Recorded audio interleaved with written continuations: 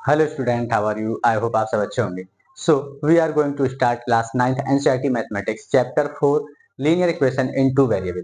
तो आइए देखते हैं क्या है linear equation in two variable. इसमें काफी हद तक आपका जो आपने पॉलिनोमियल पढ़ा है उसका यूज होना है। तो देखते हैं सबसे पहला कांस्टेंट एंड वेरिएबल। वेरिएबल तो कांस्टेंट क्या था आपका? जो अपनी वैल्यू को कभी नहीं चेंज कर रहा था। हम लिख सकते हैं अ फिक्स्ड वैल्यू। इसकी वैल्यू कैसी थी? A fixed value. Fixed value में आपका क्या था? ऑल रियल नंबर्स जिसमें आपका 2 माइनस का 5 2/3 √5 कॉमा पाई, ये सब आपके क्या थे? कांस्टेंट नंबर्स थे। कांस्टेंट मींस आप कहीं पर भी जाकर देखते हैं इन वैल्यूओं को ऐसे ही रीड किया जाएगा। इसको 2 ही बोलेंगे, इसको -5 2/√3 √5 एंड पाई। चाहे आप इंडिया में देखें, चाहे आप ऑस्ट्रेलिया चले जाएं, चाहे आप अमेरिका चले जाएं, इसको रीड ऐसे ही किया जाएगा because it is a constant. तो अब हम देखते हैं नेक्स्ट वेरिएबल। वेरिएबल के नाम से क्लियर हो रहा है कि अपनी वैल्यू को वेरी करने वाला।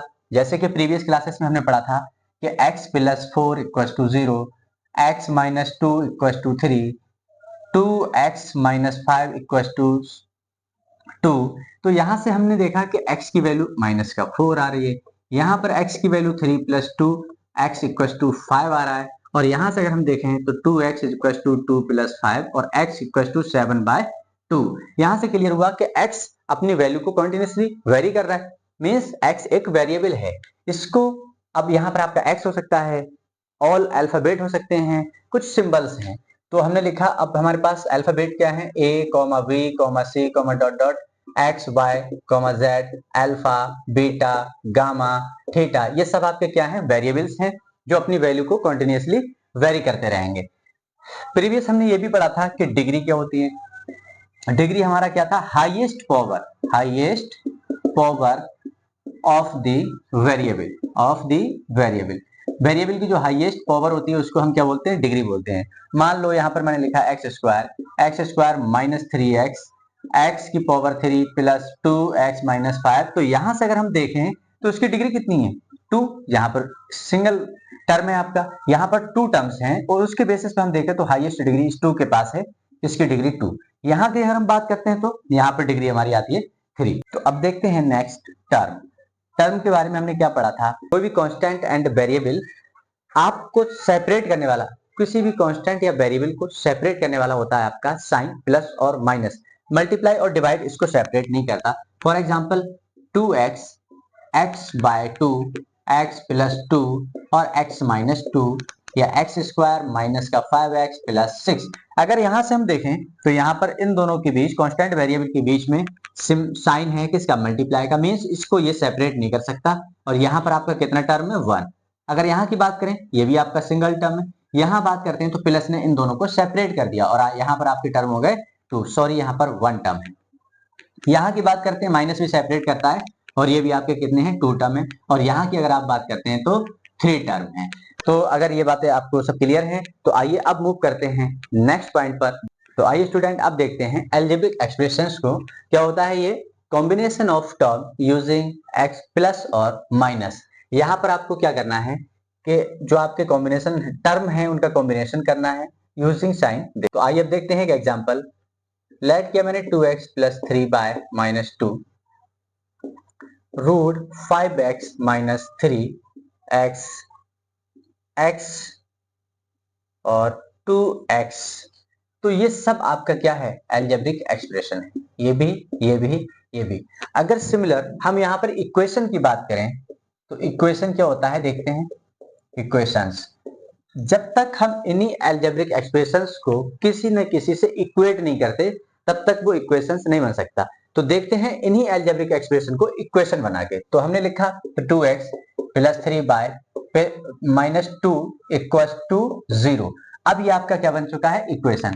अगर इसकी बात करें तो इसको हम इक्वल में कुछ भी नहीं है, यहाँ पर इक्वल में कुछ भी नहीं है, तो ये क्या है? आपका अलजेब्रिक एक्सप्रेशन। और यहाँ पर अगर हम इसकी बात करें तो ये क्या बन चुका है? इक्वेशन। इसको आप फर्दर आगे और भी सॉल्व कर सकते हो, +3 = 2 लिख सकते हो, ये अभी भी इक्वेशन है। मान लो कहीं लिखा है √5x - 3x इक्वल कर दें 0 से, अभी भी इक्वेशन है। x = 0 लिख देता हूं, अभी भी इक्वेशन है। और x = 5 लिख दिया हमने, तभी भी ये इक्वेशंस हैं। अब बात करते हैं linear equation in one variable. Equation in one variable. अब यहां पर जो आपका लीनियर मीन्स क्या होता है, जिसकी डिग्री कितनी हो, हाईएस्ट डिग्री 1 हो। ये हमने पॉलिनोमियल में अच्छे से रीड आउट किया था। तो जिसकी डिग्री 1 है उसको हम बोलेंगे लीनियर। इक्वेशन वो किसी ना किसी से इक्वेट होता होगा इन वन वेरिएबल, और यहाँ पर हम वन वेरिएबल की बात करेंगे। तो अगर मैं यहां से लिखूं आपका 2x + 3y - 2 = 0, तो यहां पर √5x - 3x = 0, x = 0 और x = 5। अगर हम यहां से देखें कि लीनियर इक्वेशन भी होनी चाहिए और वन वेरिएबल के साथ होनी चाहिए, तो यहां पर दो वेरिएबल आ रहे हैं x और y, तो ये वन वेरिएबल तो नहीं है। लीनियर इक्वेशन है, दोनों की डिग्री 1 है, बट इसके वेरिएबल डबल होने की वजह से ये linear equation in one variable नहीं रहा। यहां की बात कर रहे हैं तो वेरिएबल हमारा x है, दोनों तरफ, दोनों की डिग्री मैक्सिमम 1 है, मींस ये आपका linear equation in one variable है।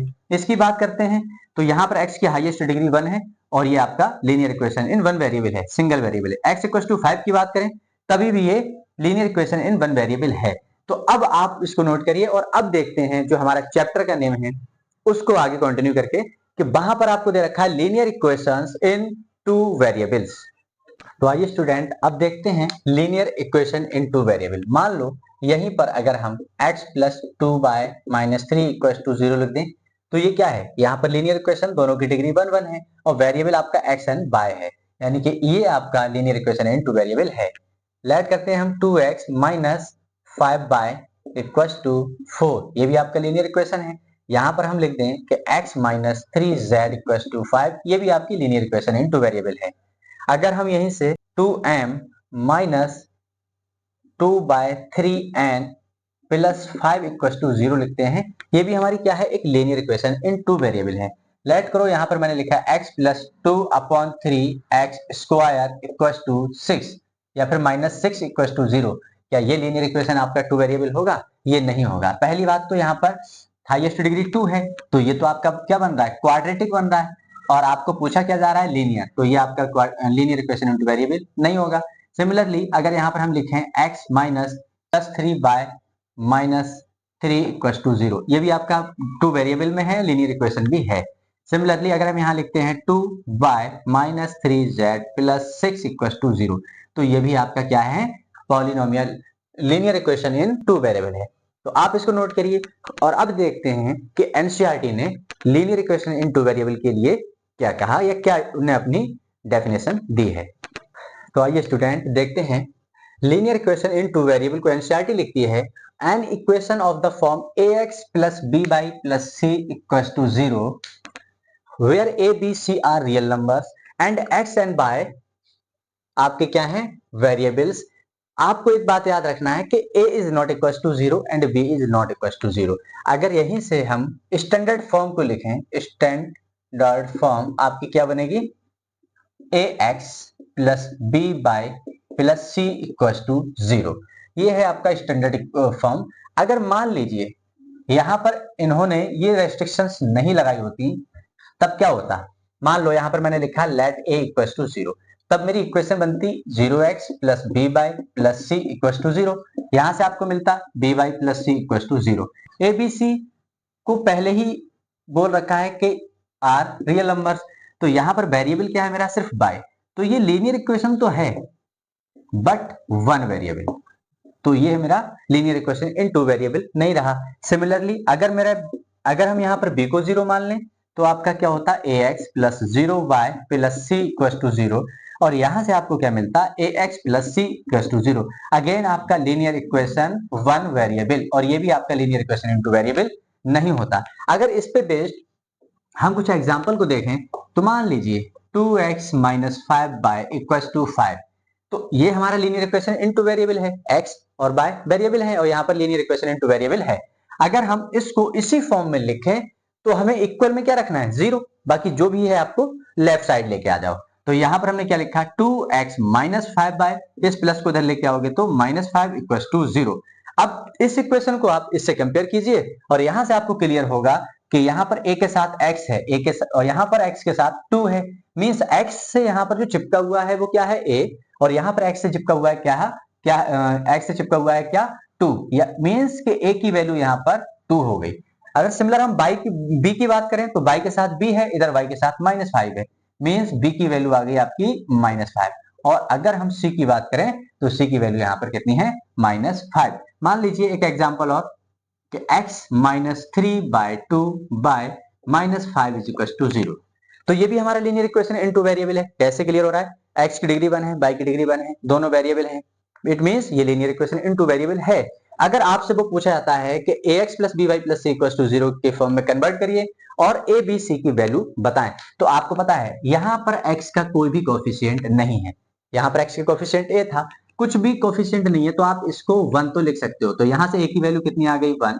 अगर हम b की वैल्यू की बात करें तो -3/2, और अगर हम c की बात करें तो -5। तो बस इतना सा है आपका लीनियर इक्वेशन इनटू वेरिएबल। आप इसको नोट करिए, देखते हैं कुछ एनसीईआरटी के एग्जांपल्स को। तो आइए स्टूडेंट देखते हैं एक एग्जांपल को, जिसमें बोला है इन्होंने right each of the following equations in the form of ax + by + c = 0 and indicate the values of a, b and c in each of the cases. तो सबसे पहले आपको इन इक्वेशंस को इसकी फॉर्म में कन्वर्ट करना है, फिर उसके बाद आपको a, b, c की वैल्यू को निकालना है। तो आइए देखते हैं, यहाँ पर अगर हम इस वैल्यू को इस साइड ले आए तो ये उसी की तरह हो जाएगा जो हमारा स्टैंडर्ड फॉर्म है। तो ये प्लस की वैल्यू इस साइड आती है, माइनस होता है 3, 7 = 0। अब यहां से आप इसको कंपेयर कीजिए, कंपेयरिंग ये फॉर्म तो आ गई, ये ax + by + c = 0 ये फॉर्म तो आ गई। अब हम इसको कंपेयर कर लेंगे किससे, ax + by + c = 0। अगर जब आप इसको कंपेयर करते हो तो यहाँ पर x के साथ लगा हुआ क्या है, चिपका हुआ क्या है a, यहाँ पर x के साथ चिपका हुआ है 2, इट मींस a की वैल्यू यहाँ से हो गई 2। सिमिलर y के साथ चिपका हुआ है यहाँ b, और यहाँ पर y के साथ चिपका हुआ है आपका 3, तो यहाँ पर b की वैल्यू हो गई 3। सिमिलर यहाँ पर कांस्टेंट टर्म हमारा कितना है c, और यहाँ पर कांस्टेंट टर्म है आपका, विद साइन उठाना है, -4.37। सिमिलरली आप सेकंड वाले को देखेंगे, इसमें आपको इस पूरे टर्म को इधर लेके आना है, मींस x - 4 -√3y = 0। अभी भी ये उसकी फॉर्म में नहीं है, तो हम इसको थोड़ा सा और इधर शिफ्ट कर लेते हैं। तो x -√3y को इधर लिख लीजिए, -4 को उस साइड कर दीजिए, = 0। अगर इसमें से हम किसी वैल्यू को इक्वल के उस साइड लेके जाते तब साइन चेंज होता, जब यहीं पर हम शिफ्टिंग कर रहे हैं एक ही वन ही साइड में, तब इसमें कोई भी साइन चेंज नहीं होगा। और इसको हम क्या लिख सकते हैं, it is form of ax + by + c = 0। अब जब इस फॉर्म में है तो आप इसमें a, b, c की वैल्यू निकाल सकते हो। यहाँ पर x का कोएफिशिएंट a, यहाँ पर x का कोएफिशिएंट कुछ भी नहीं है, तो आप 1 मान लो, a की वैल्यू 1। b की वैल्यू की बात करें तो y के साथ, और इधर y के साथ -√3।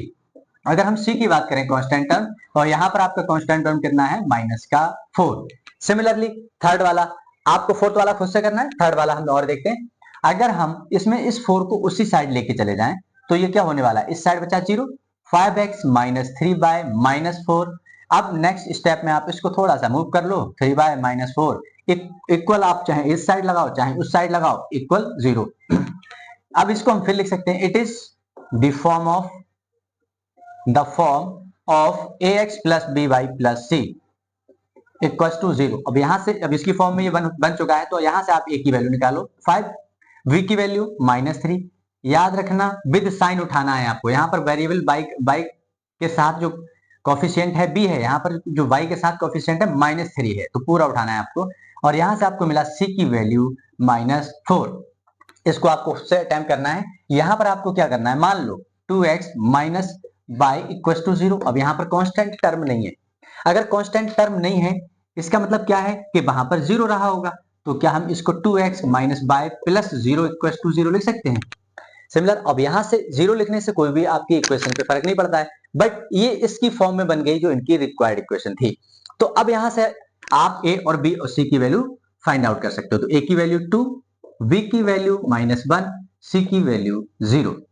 तो आइए स्टूडेंट अब देखते हैं नेक्स्ट एग्जांपल, जिसमें कहा है write each of the following as an equation in 2 variables. आपको जो इक्वेशंस दे रखी हैं इसको 2 वेरिएबल्स की फॉर्म में कन्वर्ट करना है। बट प्रॉब्लम यहाँ पर ये है कि यहाँ पर सिर्फ सिंगल वेरिएबल दे रखा है, सिंगल वेरिएबल है, सिंगल सिंगल। बट कोई दिक्कत नहीं, जहां पर हमारा वेरिएबल सिंगल है उसको हम देखो कैसे डबल वेरिएबल बनाते हैं। मान लो यहाँ पर मैं इसको इस साइड लेके आता हूं, तो +5 इक्वल टू 0। अब बाई का टर्म्स यहाँ पर नहीं है, तो वेरिएबल आपके पास नहीं है, उसको आप 0 के साथ मल्टीप्लाई करके लिख सकते हो। 0 बाई कि मल्टीप्लाई करोगे 0, और इसको ऐड करने से सब्ट्रैक्ट करने से कोई फर्क नहीं पड़ता, बिकॉज इट इज अ 0। तो यहां से आप देखेंगे तो यहां पर आपका वेरिएबल कौन कौन से हो गए, x और y। अब यहां से आपको अगर a की वैल्यू चाहिए तो 1, और v की वैल्यू चाहिए तो 0, और c की वैल्यू चाहिए तो 5। सिमिलर यहां पर आपका x का वेरिएबल है ही नहीं, तो हम लिख सकते हैं 0x प्लस y को ऐसे ही छोड़िए, 2 को आप इस साइड लेके आते हो तो -2 इक्वल टू 0, और अब आप यहां से a की वैल्यू निकालते हो तो 0, v की वैल्यू निकालते हो तो 1, कुछ भी नहीं है यहाँ पर, y का कोफिशिएंट तो 1 तो है, तो v इक्वल टू हो गया आपका 1, और c इक्वल टू हो गया आपका -2। सिमिलर यहां पर अगर हम देखते हैं तो 2x, y का टर्म नहीं है यहाँ पर, तो हम इसमें 0y लिख सकते हैं, +3 को आप इस साइड लेके आते हो तो -3 इक्वल टू 0, और यहां से अगर आप चेक करते हो तो a की value 2, v equal to 0 and c equal to -3। यहां से देखें तो आपका 5 बाय, इससे पहले हम 0x को अपनी तरफ से ऐड कर देंगे, +2 को इस साइड लेके आते हो -2 इक्वल टू 0, और यहां से a की वैल्यू 0, b की वैल्यू 5 और c की वैल्यू -2। मींस जो वेरिएबल आपको गिवन नहीं होगा उसका कोफिशिएंट 0 हो जाएगा, और 0 के साथ आप उसको लिख सकते हो। 0 के साथ मल्टीप्लाई में अगर आप लिखते हो उससे कोई फर्क नहीं पड़ रहा है, चाहे आप 0 को ऐड करो या मत करो, आपके इक्वेशन में कोई भी चेंजेस क्रिएट नहीं होने वाले। तो please note down, then we will proceed next question. आइए स्टूडेंट अब देखते हैं next example. Identify the linear equation in two variables of the following. आपको यहाँ पर आइडेंटिफाई करना है कि यहाँ पर कौन कौन सी इक्वेशन आपकी linear equation in two variable है। तो यहाँ से अगर हम देखें तो ये linear equation in two variable है, इसको थोड़ा सा चेंज करना है, बस हमें -+1 को इस साइड ले आओ, और ये आपका क्या है, एक लीनियर इक्वेशन है। अगर यहां से हम देखें तो यहाँ पर x की डिग्री 1 है, y की डिग्री 1 है, अगर हम इसको डिनोमिनेटर से न्यूमरेटर लेके जाते हैं तो इसका साइन, डिग्री का साइन चेंज हो जाता है, तो x -2 y की पावर -1 + 1 इक्वल टू 0। यहाँ पर दो वेरिएबल हैं, बट डिग्री 1 ना होने की वजह से ये लीनियर नहीं होगा, क्योंकि यहाँ पर डिग्री -1 है, तो ये आपका लीनियर इक्वेशन इनटू वेरिएबल नहीं होगा। यहां से देखते हैं तो लीनियर इक्वेशन तो तभी होगा जब उसकी डिग्री कितनी हो 1, और यहाँ पर डिग्री कितनी है 2, तो यहाँ पर वेरिएबल 2 है बट लीनियर इक्वेशन नहीं है, तो ये आपका लीनियर इक्वेशन इनटू वेरिएबल नहीं होगा। सिमिलरली अगर हम इसको एक स्टेप आगे बढ़ाएं तो x की power half plus 3 by -1 equal to 0, 3 by -1 equal to 0। तो यहां से अगर हम देखें तो ये x की डिग्री हाफ होने की वजह से ये लीनियर इक्वेशन नहीं रहा, और ये भी आपका लीनियर इक्वेशन इनटू वेरिएबल नहीं होगा। तो आइए स्टूडेंट अब देखते हैं एक्सरसाइज 4.1 का क्वेश्चन नंबर 2। पहले हम क्वेश्चन नंबर 2 को करेंगे, फिर हम क्वेश्चन नंबर 1 को करेंगे, क्योंकि वो वर्ड प्रॉब्लम है, उसके साथ हमें एक दो और वर्ड प्रॉब्लम को देखना है जो आपके लिए बहुत इंपॉर्टेंट होंगी। फर्स्ट में क्वेश्चन नंबर 2 में कहा है express the following linear equations in the form of ax plus b plus c, ax plus by plus c equals to 0 and indicate the values of a and b c in each case. आपको सबसे पहले इसको ax plus by plus c equals to 0 की form में लिखना है, उसके बाद आपको a और b और c की वैल्यू को बताना है। तो आइए देखते हैं, इसको अगर हम 2x plus 3y इस पूरे टर्म को इस साइड लेके आते हैं तो उधर प्लस का है और इधर आके ये माइनस हो जाता है और इक्वल टू 0। अब यहाँ से आपका ये ax plus by plus c equals to 0 की फॉर्म में आ चुका है। अब यहाँ से अगर हम कंपेयर भी करते हैं तो ax plus by plus c equals to 0 यहां लिख भी सकते हो आप ऑन कंपेयरिंग। तो यहां से आप देखेंगे तो a की वैल्यू 2 और v की वैल्यू 3 और c की वैल्यू आपकी -9.35 बार का मीन्स बस इतना है कि 5555 रिपीट होता गया है।